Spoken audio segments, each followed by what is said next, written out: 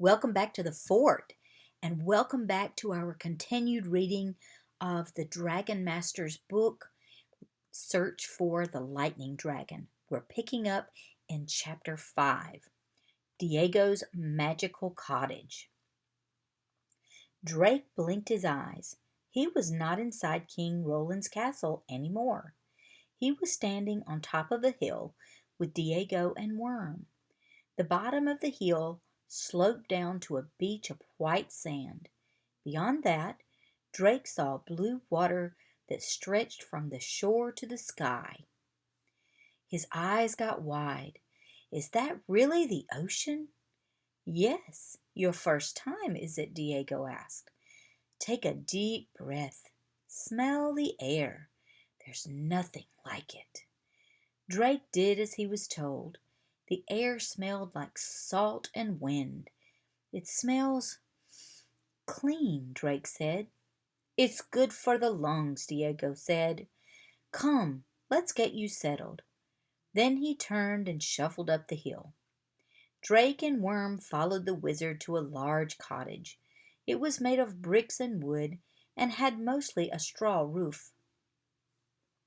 The cottage wasn't like any Drake had ever seen. It wasn't one square room.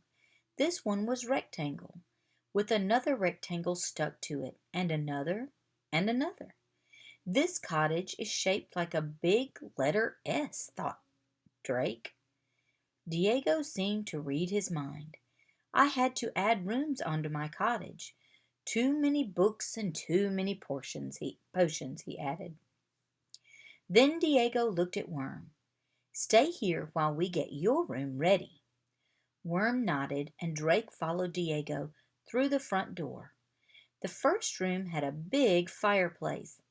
There were a few pieces of furniture around the room, and Drake noticed a gazing ball on top of one table.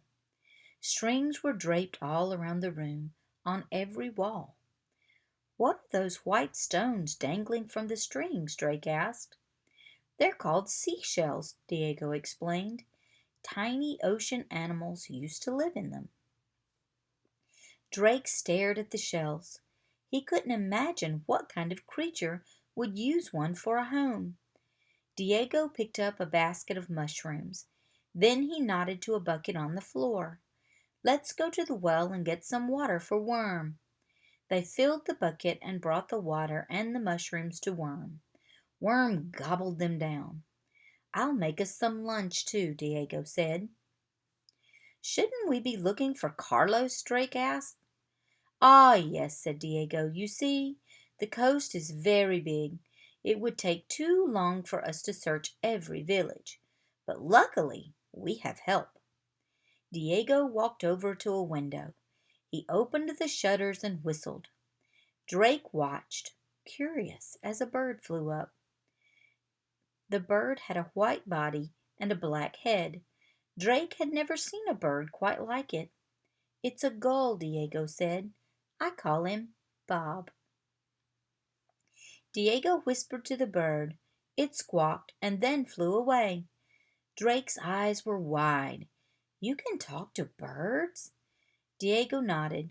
They're not all as smart as Bob, though. He will find Carlos for us. Diego put bread and cheese on the table. Then he waved his hand over the gazing ball. Let's see if we can spy on Bo and Anna, Diego said. Drake and Diego looked into the ball. An image appeared of Bo and Anna riding Capri and Shoe. They were flying across the sky, when suddenly a yellow creature flew in front of them. They found the baby dragon, Drake cried. Chapter 6. The Chase is On. Drake and Diego watched the action inside the gazing ball. The lightning dragon flew over a small village. The villagers looked up and pointed. Their mouths were open in surprise. Anna and Capri flew in front of the baby dragon. Bo and Shoe flew behind him. The lightning dragon flapped his wings, and more sparks flew out. They rained onto the ground.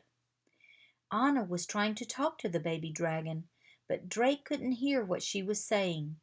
Then Shoe sprayed water droplets into the air above the dragon.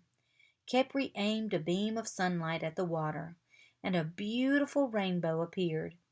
The baby dragon saw it, and a calm look came across his face. "The dragon doesn't seem so scared now," Drake remarked. "The rainbow is helping."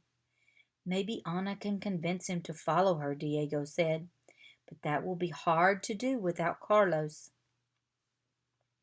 Anna tried talking to the dragon again, but the rainbow faded, and the lightning dragon flapped his wings. More sparks shot out. These sparks landed onto the straw roof of a cottage, and the straw burst into flames. The flames shot up and almost hit Anna and Khepri. "No!" Drake yelled. Khepri dodged out of the way just in time. The baby dragon flew away, and Shu quickly put out the flames. Then Bo and Anna raced after the speeding dragon, and the gazing ball went dark. Wow, we'll pick up right there tomorrow.